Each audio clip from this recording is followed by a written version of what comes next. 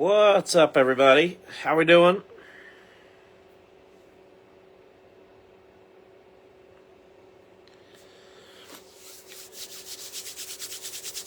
Got a little small PSA submission to go over.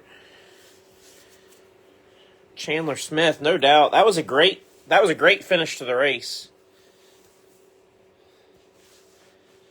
I always worry when NASCAR lets it stay green. But at Daytona, especially considering that nobody really hit anything, under that situation, I didn't worry too much. So I'm glad that they waited and just let it play out. And obviously, those trucks were able to. The trucks that had wrecked or spun out, whatever you want to call it, were able to get out of the way, and we were able to get a clean finish. So I'm also glad that fuel mileage didn't become a factor, because I feel like they were probably one more restart away from having fuel become an issue. So I'm glad. That was a really good finish to that truck race.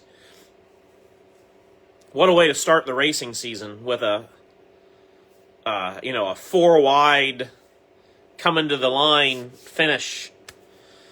That's great start to the race season for sure with that. So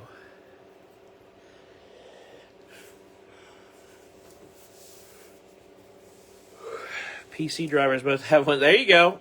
Yep. All right, winning's winning. I don't care if it's a point race or not. That's a win in my book. So, all right. Let's go over our PSA submission. Again, this is a smaller submission. I think the next several are fairly big by comparison. I will start off the video by saying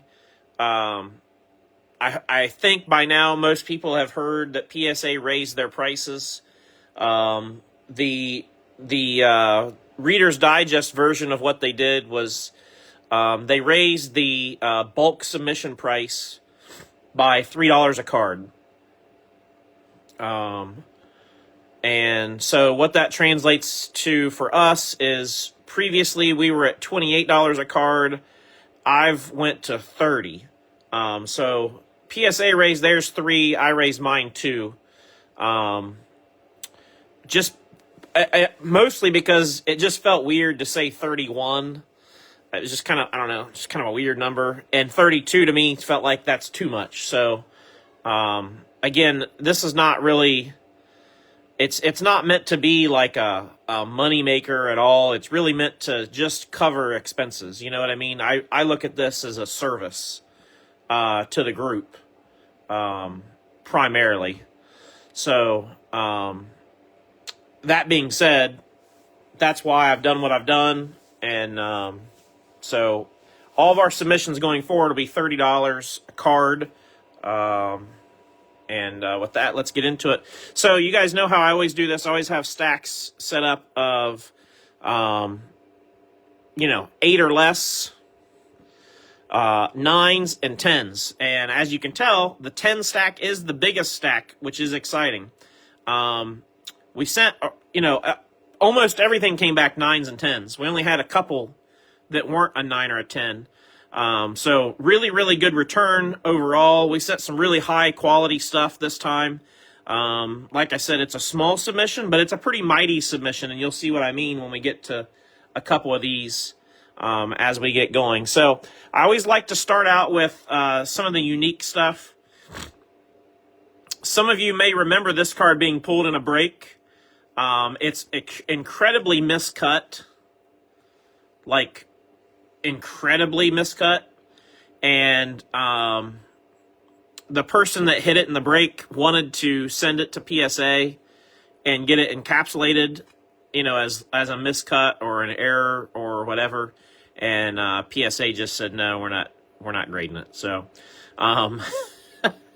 we tried, but no dice. And when this happens, PSA doesn't charge us. So the person that sent this in got his money back. It was just one of those like, hey, we tried, it didn't work. You know. So, all right. And then only 3 cards. There was only 3 cards that were not a 9 or 10 out of the submission, out of the 27 cards. So starting out with the Alex Palou Pacific out of 20. And these are just so tough. I worked on this surface a little bit, and the 2024 Pacific surfaces just had so many flaws in them. It's just incredibly hard to get it clean. And so this is kind of the normal that we're seeing with Pacific is 6s and 7s. Maybe we got an 8, I can't remember, but a lot of 6s and 7s out of that product. They're still fantastic looking cards. And I still think it looks great slabbed and obviously champion. So, 2025 Pacific, I do think they've improved the surfaces some. It's still not great, but it was a step forward. So, anyway, just wanted to kind of talk about that for a second. And then these others were a little bit tougher just because of the age. So, Troy Aikman, 90 tops Troy Aikman rookie card, that's, 36 years old? To get a good grade out of that, I mean, an 8's probably a good grade. To get anything better, especially knowing, like going in, we knew that the centering wasn't perfect on it, front and back. Corners are a little soft. So, pretty decent grade for that one. And then we got an 8 on the Micah Parsons base rookie. Same thing with this one. Knew going in it wasn't going to grade great because the centering's off. Front and back, and that's probably where the most of the deductions were, really. I mean, the rest of the card's clean, so. All right. Now we'll get into the 9s. And a couple of these, I can tell you guys, a couple of these are my daughters. This is one of them. We opened some Topps Chrome Disney, and so this is the Iconic Moments Hakuna Matata. What a wonderful phrase. It means no worries. All right, I won't do it all to you. But anyway, really nice. And then of course, Sarge from Cars, the mini blue diamonds to 150. I can't remember if we got this in a trade or if she pulled this out of something. I can't remember. I think we got it in a trade, maybe. I'd have to go back and read some messages, because I did a couple of trades with a couple of people to get some of these Disney Chrome cards, because they're so expensive. But again, that one's my daughter's. Then we got a Josh Berry Select Black 101. Primarily, I think the reverse centering is what took us from a 10 to a 9. Because the reverse is off just a bit. If you look, kind of compare the gray space here to the gray space here, it's a little heavy this direction. And I think that's probably ultimately what it was, because the rest of this card is clean. But a really nice Josh Berry 101. We had the Optic Pink rated rookie J.J. McCarthy. Same thing with this one. I think the centering is probably the reason that we got bumped from a 10 to a 9 on it. Sometimes you can get away with centering. You can get away with a little bit. You can't get away with a lot. So it's just a matter of how much are they going to give you, The Drew Brees Black Refractor from 2010. That's numbered to 99. Very clean. Cody Rhodes, Cactus Jack. That's the teal laser. If you follow wrestling cards and the Cactus Jack products, these were insanely hot. They still sell for a fairly decent premium. So Of course, Cody Rhodes. Don't think I have to explain too much about him. This is the yellow absolute rookie Jamar Chase in a 9. And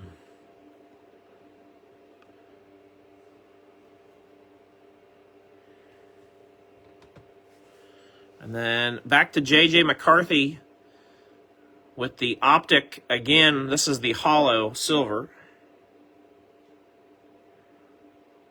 And same thing. I think the reverse centering of this one was the deal. Kaleidoscopic Drake May. Made it all the way to the Super Bowl. Can't take that away from him, that's for sure. Great season for May and the Patriots. We got a Mark Martin pedal to the metal black 101. And again, so these pedal to the metal cards, so let me just explain real quick. The Victory Lane sets from 2018 and 2019, when you're into like the colored parallels, those grade pretty well. When you get to the pedal to the metal, totally different ballgame because there's no, like the border is tougher because there's really no distinct border on it, as you can see. And because it's a black 101, the edges and corners have to be absolutely perfect. Any little imperfection will just jump out. So that's a really good grade on a tough card to grade with the Mark Martin 101. That's really nice. And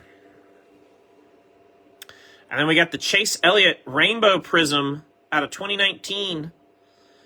We pulled this in a break a while back. And then sent it off. It's a door number 9/24. Door number Chase Elliott 9/24. And fittingly, I didn't even put this together until now. Door number 9/24, and it graded a 9. So kind of a very fitting, grade for that card in that sense. So then we got another one for my daughter. My daughter's a big Stitch fan.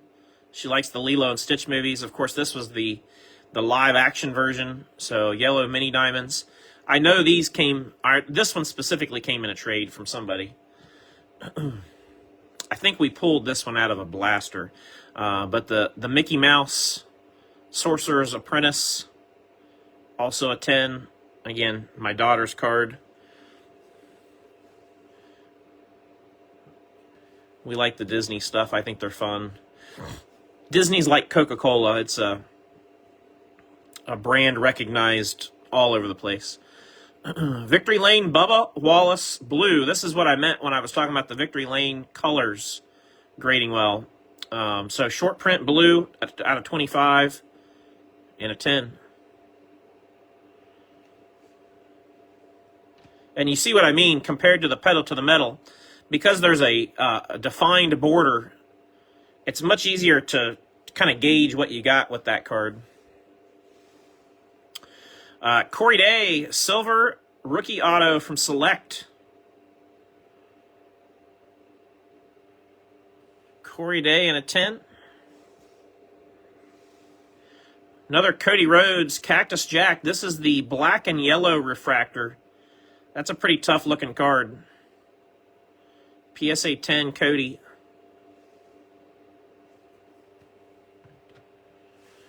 And then check this out. This is a pretty high-end card. Topps Now, Pope Leo. And this is the short print orange out of 25.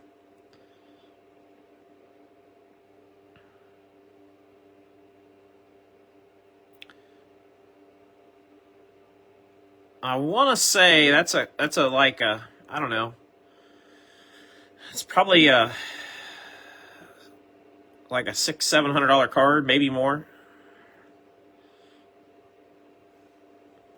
So really nice Pope. Then we got a tie-dye Frankie Muniz rookie. Again, big fan of the tie-dye stuff. That's a really sharp looking card. In a 10. That was 5 of 25. Then another Cactus Jack. This is Alexa Bliss. Came back a 10.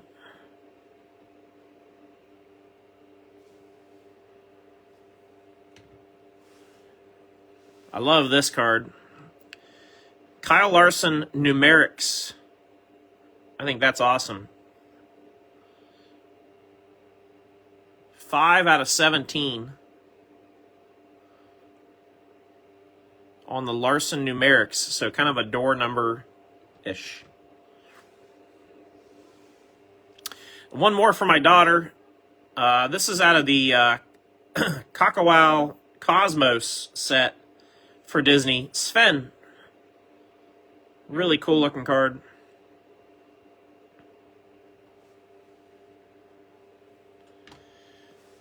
And then we get to a couple pretty high-end cards. Uptown, J.J. McCarthy, rookie, PSA 10.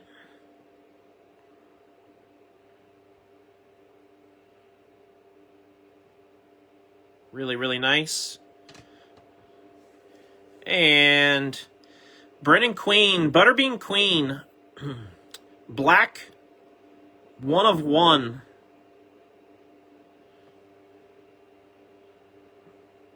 Black 101.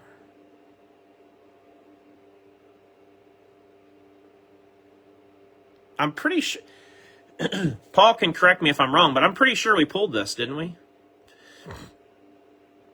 I think we pulled it in a break and then graded it. I'm pretty sure.